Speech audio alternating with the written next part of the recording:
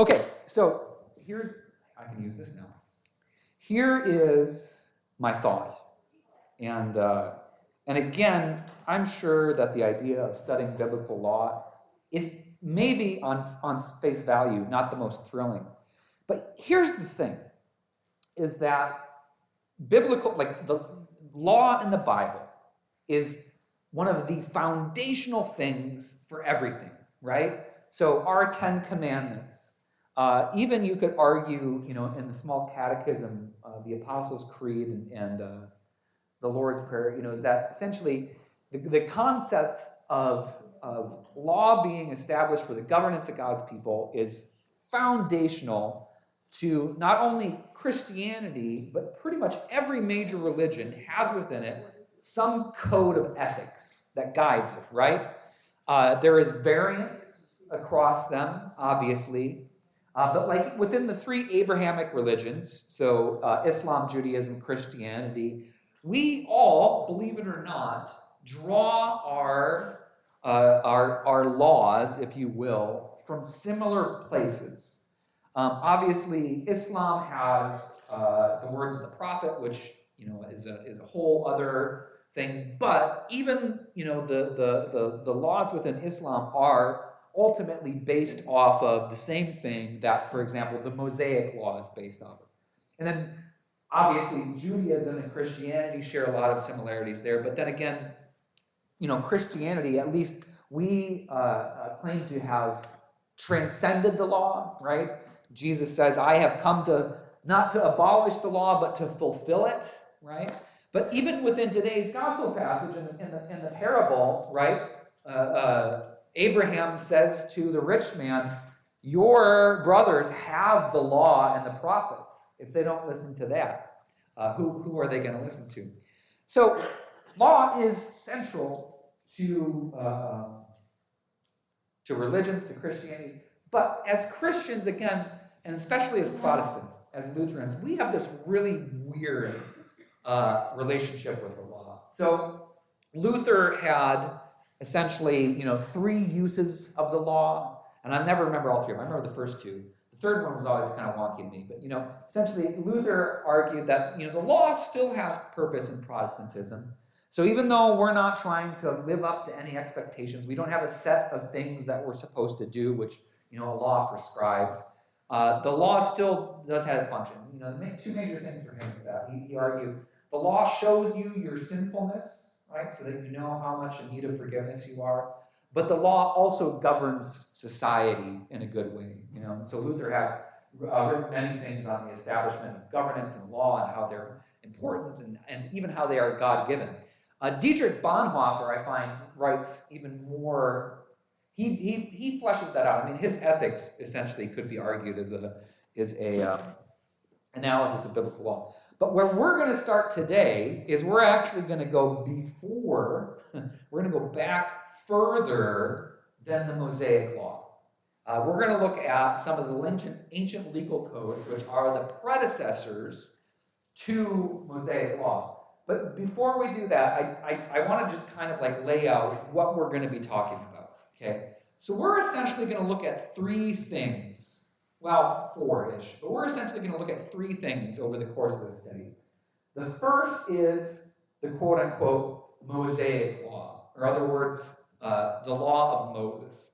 So the Mosaic law is essentially everything from Exodus up through Deuteronomy, right? That's the Mosaic law. I often refer to it as the Levitical law. You've heard me use that phrase before. But within the Hebrew tradition, within the Jewish tradition, it's generally referred to as the Mosaic law. It's the law of Moses, right? That's foundation number one. That's one of the things that we're going to look at. Included in the Mosaic law is the Levitical law, the Deuteronomical law, the 10 Commandments, the commandments that are given in Exodus. There's more in Exodus than just the 10 Commandments. But that's thing number one. The second thing that we're going to look at is we're going to look at the oral law, okay? So this is not so much within Christianity, but in Judaism, especially more Orthodox Judaism, there is a whole tradition of law-giving that extends beyond what is in the Torah, okay? And we're gonna talk about some of these terms as we go along. But more than is in the Hebrew Bible, there's this whole oral law. And this is where you get a lot of the Sabbath law, a lot of the things that when we look at Orthodox or ultra-Orthodox Judaism, the things that, seem strange at first glance, or at least, foreign to us, this rigid adherence to, no work on Fridays and Saturdays, this, really strong a sense of dress code and propriety of relationships between men and women in public, all that stuff. That comes about in the oral law. What's important and fascinating and influential about that is by the time we get to Jesus, the oral law and the Mosaic law are the two major things that are really comprising what governs society during that time. So when we're talking about the Pharisees and the Sadducees and the Herodians and all of these people that are religious authorities within Jewish culture, they're also, believe it or not, legal authorities. There was barely any barely any distinction between a religious and a legal authority. In fact, it was essentially one and the same thing. And this goes all the way back, right? All the way back to, the judges even, right? So we have the book of Judges that follows the book of Joshua. The earliest leaders within Hebrew governance were not actually so much political leaders so much as they were legal leaders. So the role of the judges was not necessarily to govern the tribes of Israel. It was to mediate between the tribes of Israel. So the judge's job essentially was to help decide in disputes between the tribes. Okay, so all of this stuff eventually, becomes part of what makes up the things that people are supposed to do in Jesus' age. And this is the stuff this is the reason that it's important to look at this. Because if we can understand where a lot of this stuff, cultural and otherwise, comes from, I think we can better understand what Jesus is talking about. For example, when he's talking to Pharisees in the presence of sinners and tax collectors, there's so much that's going on behind the scenes that because we didn't grow up in that culture, because we weren't immersed in that context, we don't know. But I think looking at kind of the underpinnings, these legal underpinnings of what eventually become cultural norms, it's important. So, this is my justification. So those are two things. The third thing we're going to look at is we're going to look at, quote unquote, New Testament law. Okay? It does not exist, number one. There is no such thing as New Testament law. And yet there is. Okay? So much of what is in our modern kind of cultural Christianity that we point to as being morality or ethics, etc. Right? So, for example, all the things that aren't actually in the Bible, but people expect they are, like, pull yourself up by your bootstraps, or I don't know. But when we talk about the moral assumptions that govern our cultures, a lot of it comes out of Paul's letters, believe it or not, right?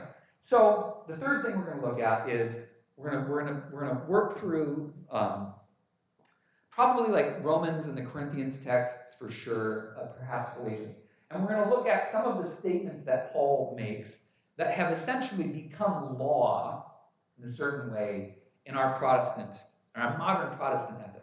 Does that make sense? That's the overarching. Today, we're looking at old stuff. So we're going to look at ancient legal codes. Why are we looking at this? Two reasons. One is because I find it fascinating and I'm teaching this class. But the second is that nothing happens in a vacuum. So the Mosaic law, believe it or not, what eventually becomes the Ten Commandments and in the Levitical and the Deuteronomical law, comes from somewhere. Okay? And where it actually comes from, sort of, is it is heavily pulling from legal codes that already existed. Well, where did these legal codes exist? Well, they existed in societies that the Hebrew people were in relationship with, right? So probably the most famous that you guys might recognize would be the Code of Hammurabi. How many people have heard of the Code of Hammurabi? Okay. Code of Hammurabi is often pointed to, right? People will say, well, Moses didn't come up with anything new. The Code of Hammurabi basically says the exact same thing. Well, yes and no. Mainly no, but a little bit of yes. Absolutely, there are things that are shared in common between the Code of Hammurabi and, for example, the Ten Commandments. But the Code of Hammurabi is actually one of the later codes of law. There are predecessing codes of law that already existed that the Code of Hammurabi pulls from, and by argument, by extension, eventually the Law of Moses pulls from. And those are what we're going to look at today. First one. Well, let's jump right into it. Hold on, I need to drink coffee. Are all these in the Bible? Nope, none of these are in the Bible. Well, they are and they aren't. So these are all legal codes or sets of laws that come from specific cultures. The first one we're going to look at, a perfect example, the code of Ur-Nammu comes from King Ur-Nammu of Ur. Who was this guy? Well, we don't know. And I mean, not a lot. Well, we know a little bit. He was a dude. He was a king. He governed the city of Ur for some time. His reign was from 2112 BCE up through 2095 BCE. He is the person that is generally attributed with the origins of this code of law. But like so many things, even things in our Bible, there are scholars who dispute that. So some people have held up that actually that Ur-Hannu didn't write it, that his son Shulgi did. Or perhaps Ur-Nammu was involved in the creation of these sets of laws, but he perhaps was pulling from stuff that already existed and simply kind of codified it. Okay, go, Susan. Where was Ur is, well, it's in what eventually becomes Babylon, to east, yeah. Iraq? No, not quite that far north. Iran.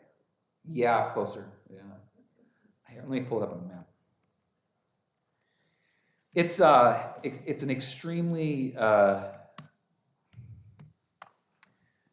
extremely famous site because it has some of the most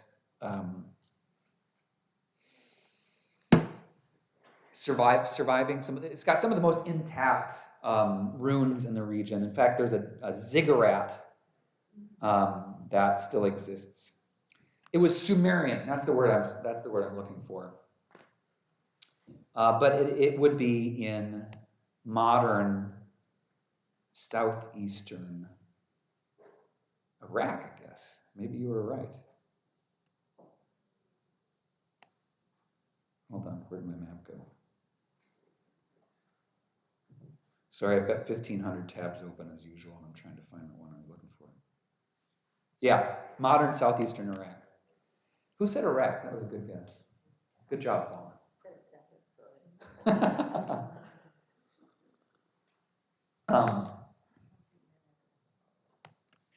Yeah, so that's geographically where it was located. As with everything that we're going to look at, every article that you read, scholars are like, we highly suspect that there were earlier law codes, but these are the ones that survived, right? What's interesting and important about that is when we think about, biblical law, and perhaps you don't think about it this way, but this is how I always think of it, was that, again, Moses went up on the mountaintop, God told Moses to write all these things down, and this was the first ever set of laws that ever existed, right? And before that, people were, it was chaos and anarchy and et cetera. Okay. And again, this was just maybe my childlike understanding of law.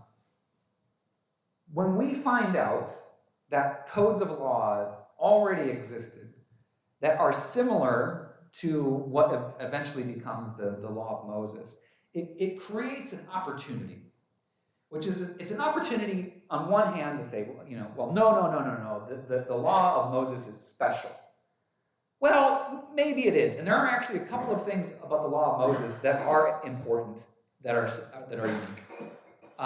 Or it gives us the opportunity to ask, what shared values existed within the Hebrew people that they saw reflected in societies around them, but wanted to say in a different way? Because when we look at it that way, what is important is what they say in a different way, right? So if they're pulling from other sets of ethics, other sets of morals that already existed, the thing that we want to look for then is, what are they doing different? What are the emphases that exist within the law of Moses? And what does that say about the people that are the foundation of what becomes, Judaism, but eventually Christianity?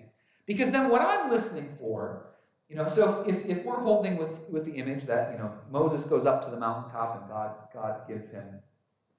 gives him these laws. What I want to hear is what's different, because that seems to be the influence of God into that culture and that community. Does that track? Does that make sense? We can essentially kind of see the divine footprints on human culture. Right? So let me put this in a different way. How many of you are into music? Okay. Are into music, right? You guys like music, right? How many of you have had a song that you absolutely loved, only to find out that somebody else wrote it a long time before? Maybe it doesn't happen to you so much. It happens to my generation all the time, right?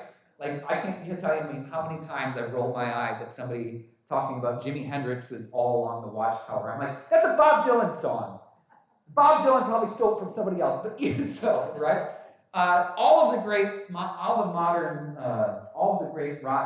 bands of the 70s and 80s were stealing from blues musicians from the early 20th century. Like Led Zeppelin basically just took Howlin' Wolf songs and put them in a new key with heavier guitars. That's essentially what happened. Okay, when you look at music, right? You look at musical covers, especially now in the modern, there's so many covers of so many songs that are so much worse than the originals. But what you get to see is, if you look, for example, at a modern day cover of, Leonard Cohen's Hallelujah, right? That maybe you're familiar with that one. That's one that's covered over and over and over again. But if you look at how that song is sung and how it's recorded and how it's performed by a new artist, you can actually see what has changed in music between when, for example, Leonard Cohen wrote it. It was eventually covered by Jeff Buckley, who unfortunately was not around all that long. And then it was eventually popularized more by Brandi Carlile. Now every 22-year-old with a ukulele does a cover of Leonard Cohen's Hallelujah. But you can actually see changes in the culture, but also changes in how music have occurred just by the way that music is performed. You guys are totally glazing over here. Like, this is an example that is unique to me. Long story short, we're doing the same thing here. So if we operate on the assumption that law is something that actually has been with human beings as long as we've gathered together in groups, right? Because when you gather together in groups, you need rules. It goes back to Adam and Eve. It can go as far back as there have been human beings. We've needed rules to govern our behavior, right? Because what happens if you got Zog and Og and Rug, and Rug is married to Zog, but Og wants Rug? How do you say that? I've lost track of who my characters are already. How do you what are the rules that govern that, right? Or, Zog killed a deer and Og stole the deer. Never mind. You get the sense of what I'm saying, But rules are really the things that create society. Preschool classrooms are the perfect window into this. If you ever see a group of 3- and 4-year-olds gathering together, this is what I imagine early civilization looked like. It was people eating with their fingers and painting on walls. How much more appropriate is that? But the rules that we learn as children, right, these are the foundations that eventually shape us. People have had rules as long as there have been people. But if we can look at our biblical witness and say, how are the rules that govern the people of Moses different than the rules that already existed, that's where we kind of get to see how God's influence is in there. Does that make sense? Did I put it better that way? Okay. Okay, so I went off on a tangent. Let's talk about the code of Ernamu. So there's a list there of, 29 things, okay? And I want to just give you a couple minutes, if you haven't already, to read through that list and get some quick impressions of it. Now there were more laws in the Code of Ernamu. Not all of them survived. These are the ones that did survive. You notice that some of them, it says text destroyed. But go ahead, take a couple minutes, read through this, and then we'll talk about it. These were secular laws, right? Sort of. Yes, and I'll talk about it in a second. It's complex. So the Torah was written during the Exodus, so it was like rules for the community that not kill each other. Yeah, literally. Yeah. So Torah absolutely comes out of the wilderness wanderings, or from more from an archaeological perspective, it comes either sometime during the wilderness wanderings or as they're moving into Canaan.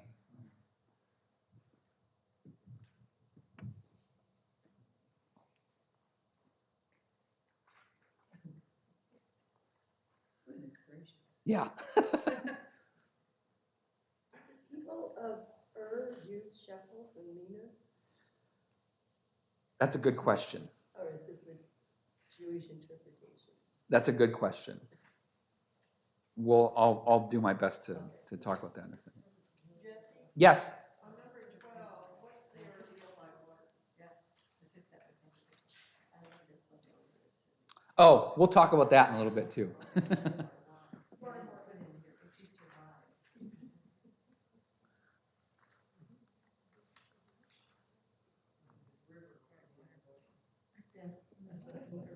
What is ordeal by water? Well, that's what Linda just asked. We'll talk about that in a little bit. This is almost witchcraft. Short answer is I don't know. Long answer is much more fun though. I'm surprised there's not an insert there that says if he survives, or if she survives after the ordeal by water. Oh, but keep reading.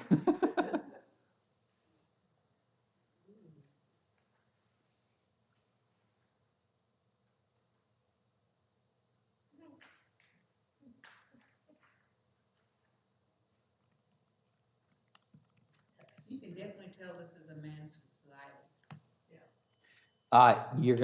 It doesn't get any better.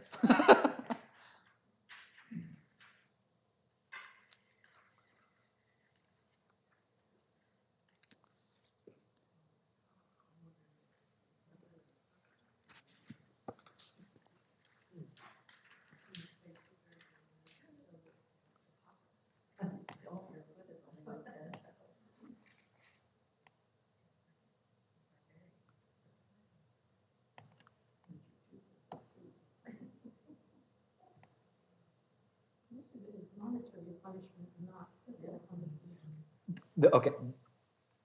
Yes. And this is absolutely fascinating. Pay attention to those things.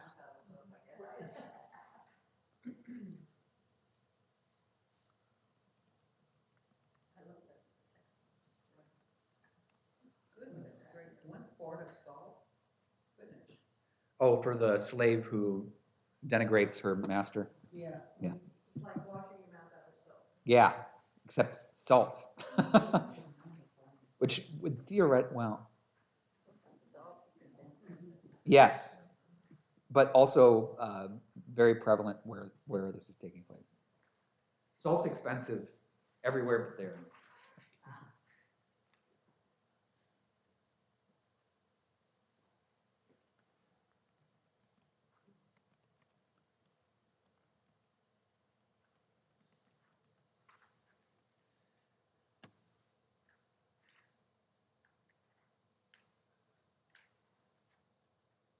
You know where they named the structure of the society, and a woman was a dom?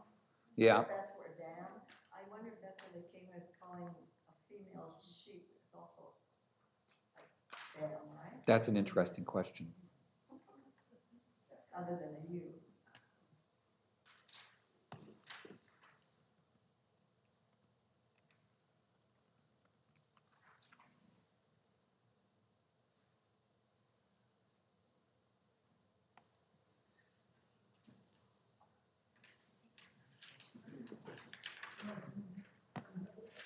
All right. Have you gotten a chance to look over them?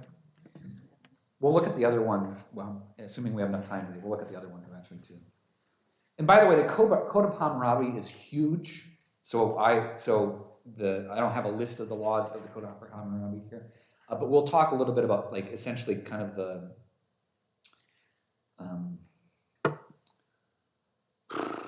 sense of them,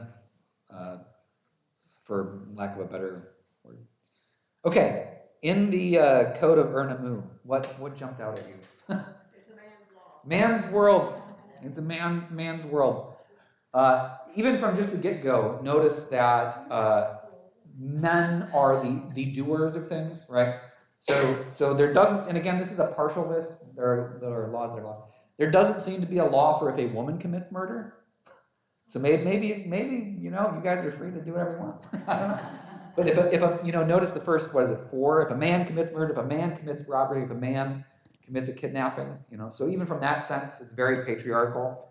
But notice as well, I mean, the one that just right off the bat, if a man commits, or if a woman commits adultery, and of course they distinguish between if a man essentially rapes a virgin, right? No, they kill him. Yeah, rule law number 6. If a man violates the right of another and deflowers the virgin wife of a young man, they shall kill that man, okay? If the wife of a man followed after another man, and he slept with her, they shall slay that woman, but the male shall be set free. And here, right here, and again, this is awful, absolutely awful. But here is a perfect example of why, if we're gonna take something like the Levitical law, you can't read it in a vacuum, okay? Because don't get me wrong, there are Levitical laws that are really not great, especially relative to modern societal understandings about things. For example, laws around adultery are still, by the time you get to the law of Moses, still extremely male-favored, right? My favorite example of that is Judah and Tamar, right?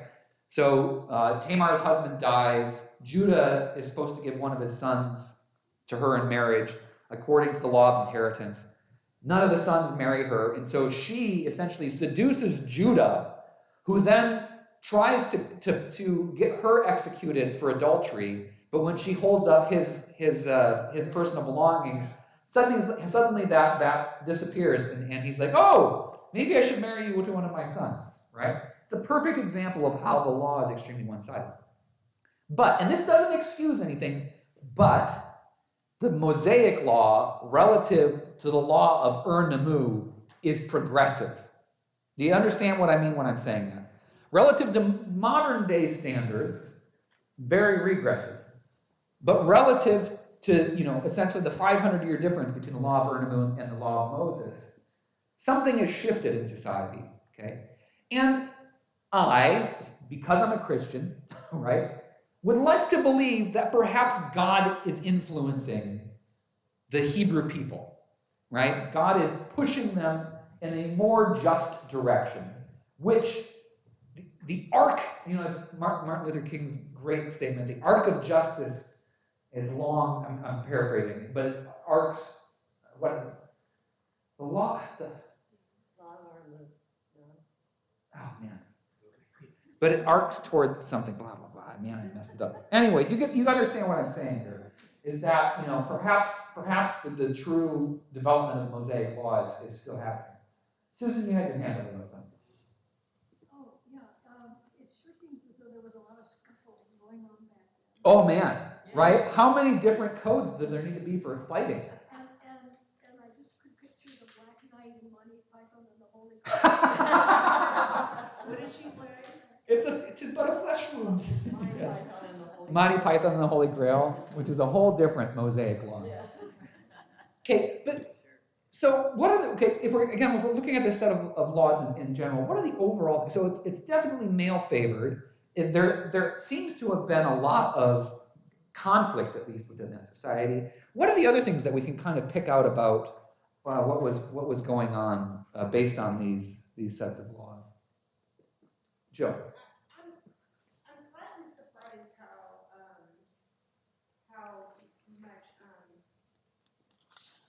how sophisticated their monetary system is Yeah. already by this time. Yeah. And it does seem as though, in large part, money justice is weighted by paying off for. Absolutely. And that trend continues into the law of Moses. So in the Levitical law, you will hear about blood price being a common thing. And in fact, well, I'm getting way ahead of myself. We'll get there when we get there. But as you're noticing these things, file these away, because when we get to talking about the Mosaic law, what I want to be able to do is to refer back to this and say, what's similar but what's different, you know? But yes, and here's one of the, and I'm part and parcel of this too, but for those of us that aren't historians, right, that haven't studied, you know, the Near East in depth, I think a lot of people operate in this assumption that society, you know, during biblical times, we use that phrase, was just chaos and, you know, and very rudimentary. When in fact, this area, so the area, you know, what is called Mesopotamia, so it's literally the area between the two rivers, between the Tigris and Euphrates, which we refer to often as the breadbasket of civilization, houses within it some of the most complex and well-developed infrastructures that ever graced the planet. In fact, what you will notice is that all of these codes all come from that same region, the southeast area of Iraq. So the code of Ur-Nammu, the code of Lipit Ishtar, and then eventually the code of Hammurabi, all actually come from southeast Iraq. They're all from the same area, okay? At this time, were women had to cover themselves? That's a really complex question. That is a really complex question, and I don't know that I can give a good answer to that one. Because, okay, let me give you a peek behind the curtain here. What you're asking to a certain extent is, in modern day Iraq and the Middle East, right, head coverings for women, which, by the way, is front and center in international news right now, have been a cultural norm. I don't know if that is something that predates Islam. I suspect yes, because the types of dress, right, are not just cultural, they're also how you survive in that kind of climate, you know. Because nomads wore a lot of covering. Absolutely. Because, yeah, I mean, that's actually, when you're in such a dry, hot place, that's actually a better way to stay cool, because it traps, you know, it traps moisture, but also it keeps the sun off of you, which, you know, I'm not an expert at desert wilderness survival by any stretch of the imagination, but those clothes serve a practical purpose. So without any education in this, Carolyn, I would say yes, they probably did, because you will notice, and this is one of the things that my eyes picked up on in reading through this, is that how do women serve? What's the role of women seemingly in this society? Yeah, and relatively as possessions. Something that carries over absolutely into Hebrew society as well. But again, and not to excuse our, you know, our beloved Hebrews, but this is just how things were. This is how the world worked in that time. The Hebrews didn't invent that, right? And okay, allow me to preach for one minute, okay? It'll be quick. How could we not allow you? But here's my thing. How many cultural conflicts in the United States of America in the last 40 years have come about because of disputes over perception of what biblical law is? Okay? And I don't even need to go into detail, right? You can come up with 15 off the top of your head, probably. How many disputes have we had? What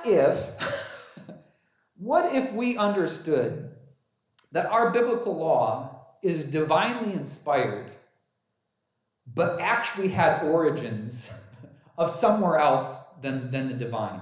Like, so what if instead of God, again, my grade school age picture of how Moses related to God, what if instead of Moses going up the mountain, God handing Moses 2 stone tablets and saying, here's the way things are supposed to work, what if it's actually a much more nuanced conversation? What if the conversation that's occurring between Moses and God is how Hebrew society can do better than perhaps the surrounding area? And again, I'm not trying to set up, Hebrew elitism or anything like this, but really that's really in a lot of ways how the Hebrew people understood themselves. They were the chosen ones, and what was their role as the chosen ones? To keep the laws of Moses. That's what you do. What if perhaps these evolving laws, this evolving law within Hebrew society, is coming about as God moving these people towards a more just and more egalitarian society, but he's working with what he's got to work with, right? Which, again, Moses and Aaron, arguably great dudes, but not necessarily the sharpest tools that you have to work with. This is the same Aaron who's like, I don't know, they gave me the gold and I threw it in the fire and a cow came out, right? This is that, and this is the same Moses who was like, I can't be your prophet, I don't speak so well, right? What if that's kind of representative of people in general, right? So imagine living, 3,500 years ago in a society that looks like this, right? You don't go to gender equality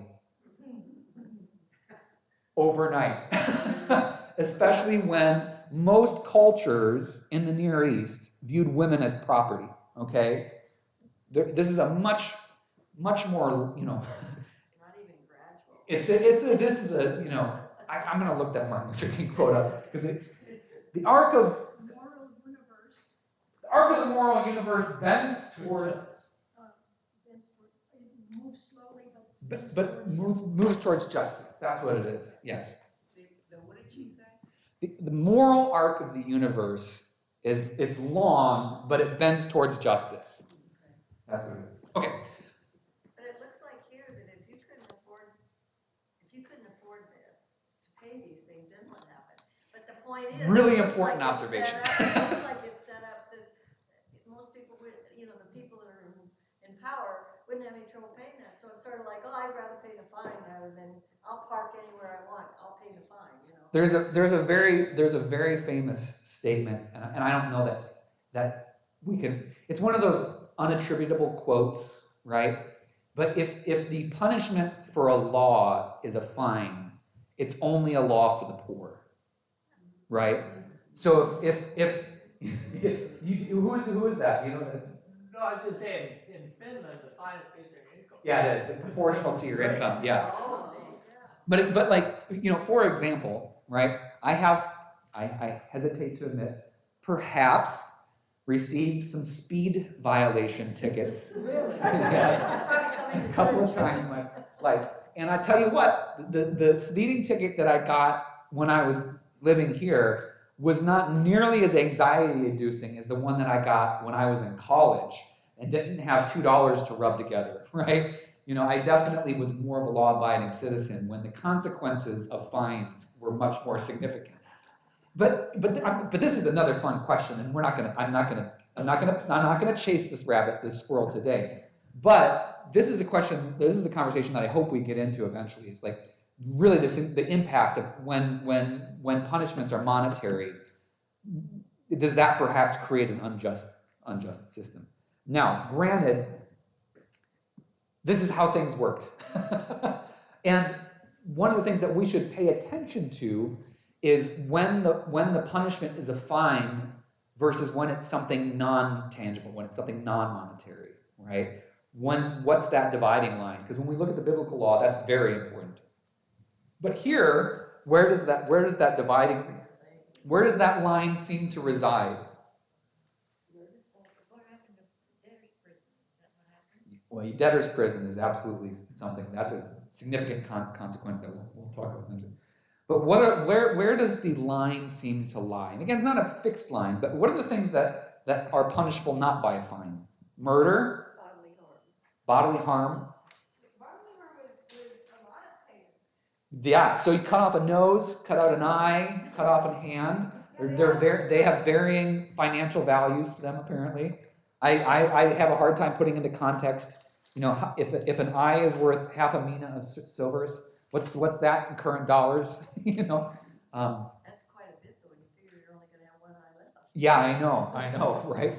Right. What do you got to do? Especially whatever. Is you're 2 eyes a doing. full mina? Yeah, right. If But you were it's a farmer, you could have one eye, but if you were somebody who worked on intricate artist thing, you'd miss your eye a whole lot. absolutely.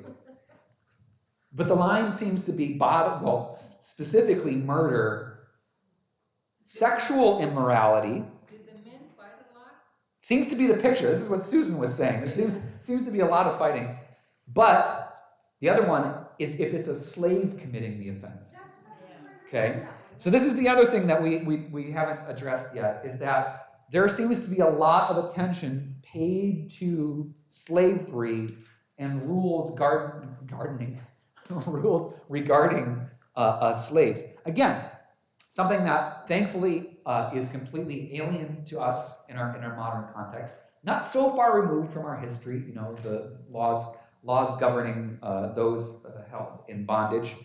But really fascinating, and maybe just from an academic perspective for me, how those laws regarding slaves apparel. The ones I would point your nose to. The ones I would point you toward. Law number 23. Somebody already brought this one up. The man's slave woman. Notice a couple of things here. A man's. So again, are women capable of owning slaves? Probably not. Doesn't seem to be the case. Comparing herself to her mistress. Who's the mistress in this case? The wife of the man who owns her. Speaks insolently to her. Her mouth shall be scoured with 1 quart of salt. Somebody who asked the question, isn't that expensive? Yeah, regardless. Salt, believe it or not, relatively prevalent in that region. Yeah, too much moisture. Yeah, absolutely. I was wondering that same thing. I wondered if the dental teacher might know more about it. But yeah, but there have been,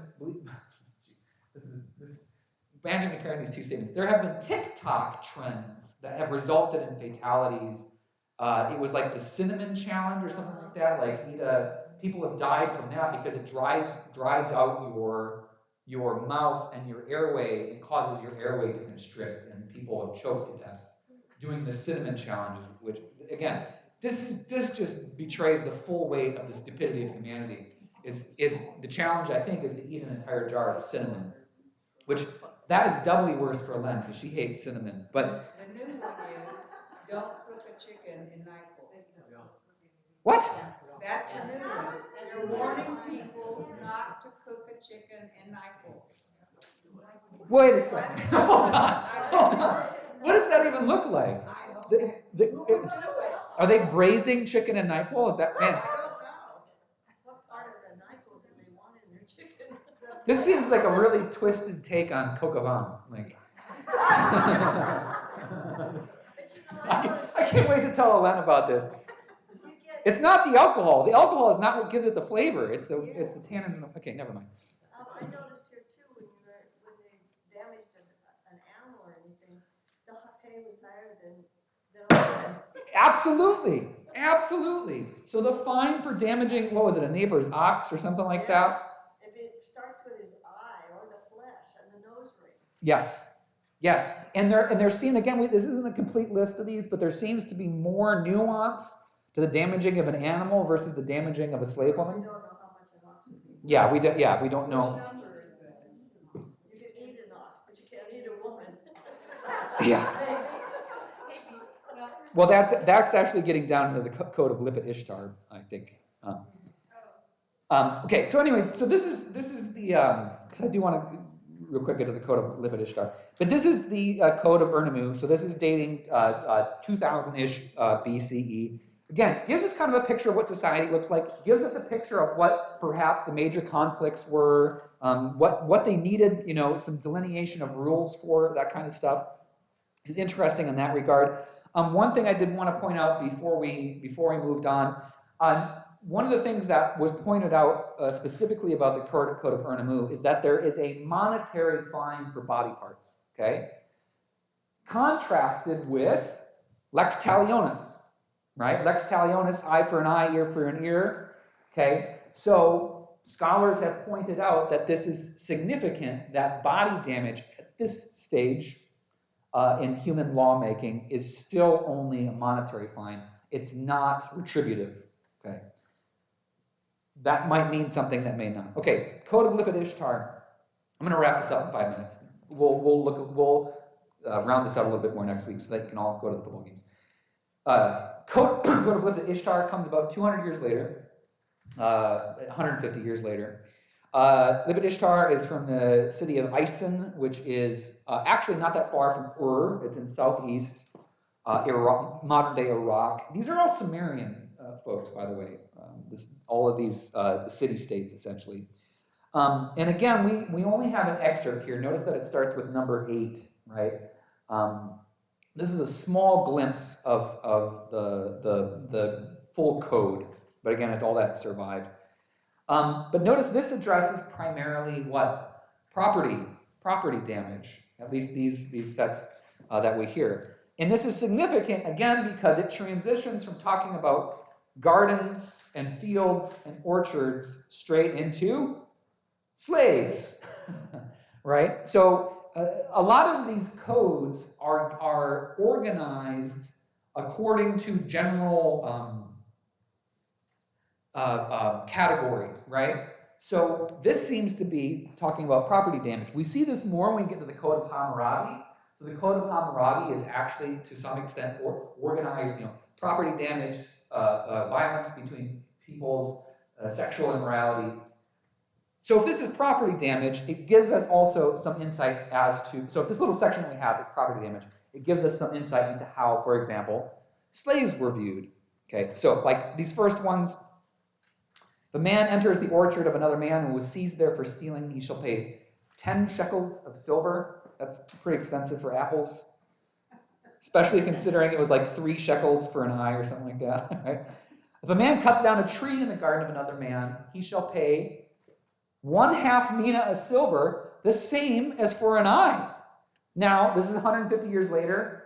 Perhaps inflation occurred, you know, or perhaps we're talking about a totally different monetary system using same words. Somebody asked that question. I don't know. Is there lifestyle change though? Is it like these were more agrarian people, whereas before maybe they were more nomadic? So this region, right, the breadbasket of civilization is extremely fertile, right? So the reason that we have civilizations that spring up and are successful here is because this is a great growing region, okay? So to answer your questions, these are all city-states, right? So this is pre-empire, right? So the Assyrian Empire, the Babylonian Empire are the two kind of big ones that eventually arise out of this area. During this day and age, each city is its own entity, and so it would be an urban area surrounded by agrarian villages and towns and stuff like that, right? So like, you know, again, this is why one of the strategies, and this kind of model continues into feudalism, but one of the ancient strategies of warfare is just to raise the fields and the countryside. You don't even need to mess with the urban city center. If you destroy the means of food production, you kill off the population. So, but that's a different thing. Okay, but so we've got laws governing gardens. If adjacent to the house of a man, the bare ground of another man has been neglected, and the owner of the house has said to the owner on the bare ground, because your ground has been neglected, someone may break into my house, strengthen your house. I love this. This is so NIMBY. And this agreement has been confirmed by him. The owner of the bare ground shall restore to the owner of the house any of his property that is lost. Basically, if you are bringing down the property value in our neighborhood so much so that crime moves in because you've got a bare lot next to my house, the person with the bare lot is responsible for any damage done by thieves to the neighbor's house. Isn't that pretty crazy? Right? And then finally it moves into slavery. If a slave girl of a slave or a slave of a man has fled into the heart of the city and has been confirmed that he or she dwelt in the house of another man for 1 month, he shall give slave for slave. What was this law trying to prevent? Harboring fugitive slaves. That's what this law was trying to prevent. And if he has no slave, he shall pay 15 shekels of silver. So there's the going rate for slaves. Okay, if a miktum, a servant, is the grant of a king, he shall not be taken away. So we're still on slaves here, but if it's a slave that has been given to you by the king, that one's yours forever. Nobody can take that away from you. If a miktum, same thing, went to a man of his own free will, that man shall not hold him. He, the miktam, may go where he desired. So suddenly we've got established that there is a special case of slave, the miktum, who is apparently a ward of the king, that seems to do whatever they want. And then finally, okay, and then somebody brought up the ox. So again, this is a different code of laws, 150 years later than the code of Ernamu. If a man rented an ox and injured the flesh at the nose ring, he shall pay 1/3 of its price. Okay? If a man rented an ox, and this must have been super common. This is like the Uber of Bison, his ox rentals. Well, you might be mean to it and jerk him around. I'm sure that's exactly what it is. A man rented an ox and damaged its eye, he shall pay 1/2 its price. If a man rented an ox and broke its horn, he shall pay 1/4 its price. If a man rented an ox, good Lord, and damaged its tail, he shall pay 1/4 its price. So, okay, all of these are property, but obviously the going rate of oxen would be an important piece of information to have here. But again, doesn't seem to be a lot of variation between slaves and oxen. So again, this isn't about condemning the people of Ison. It's just, let's begin to paint a picture of what civilization looked like in the regions and in the time leading up to biblical law. And then one last thing, and then I'll let us go. Going back a couple, and again, still kind of under the category of property. Numbers 25 and 27. If a man married his wife and she bore him children, and those children are living, and a slave also bore children for her master. But the father granted freedom to the slave and her children. The children of the slave shall not divide the estate with the children of the former master. What's going on here? Guy has kids with his slave, they can't inherit. Is essentially what's going on here. Where does that come into perhaps the biblical story? Father Abraham had many sons, and some of them were not by Sarah. Okay, so this seems to be something that comes into consideration in societies during this time. Number 27, if a man's wife has not borne him children, but a harlot from the public square has borne him children, he shall provide grain, oil, and clothing for that harlot. And I'm guessing this is an unfortunate translation of a prostitute or something like that. The children which the harlot has borne him shall be his heirs, and as long as his wife lives, the harlot shall not live in the house of the wife. So, again, this is absolutely, academically fascinating. It's very unfortunate, but it's fascinating that if a guy has kids with some woman in the square, but his wife hasn't borne him any kids, those kids are his heirs, but they can't live in the house. But he still has to support them. This is the first legal evidence of child support. But it's fascinating. This is super. It's awful, but it's really interesting at the same time. I was thinking mistress. Why is she a harlot? She could just be a mistress, but is she a harlot? There must be it must be something specific here. I think, and again, it might be. This is something to wonder about. Is perhaps it's a legal category that exists within their law of them saying it doesn't just need to be a mistress. It doesn't just need to be a slave. It could be anybody, right? To me, I've read that in the Bible, any unmarried woman in various roles was termed a prostitute. Well, and going back to the code of Ernamu, in the introduction, did you notice the really firm boundaries or the really firm categories for how men and women are described? In fact, they have specialized names for a young man before he is married. He moves into a new legal category when he becomes married, or a daughter when she becomes married, she moves into a new legal category as well too. So yeah, I think you're onto something there. Because Mary Magdalene is referred to sometimes as maybe not a prostitute, but not as a respected woman. But okay, and again, this is what is so interesting, is the picture that we're kind of getting out of all of these codes of laws. Again, it's a patriarchal society. But again, this really influences how we read the Bible, is that women who are not married are essentially morally ambiguous, right, with regards to how they're treated by law. In other words, an unmarried woman, at least in these codes of ethics, are dangerous, right? Does that make sense? Okay? So this is saying as long as But that's the wife question. lives, can the prostitute kill her? I don't know. Right? Maybe this is why murder and it does not apply to women. I don't know. But no, but this is the point. And again, 3,000 years later, it isn't that long ago that, I mean, in France, it wasn't until 1970, something like that women could have a banking account separate from their husband. And here, Yeah. same thing.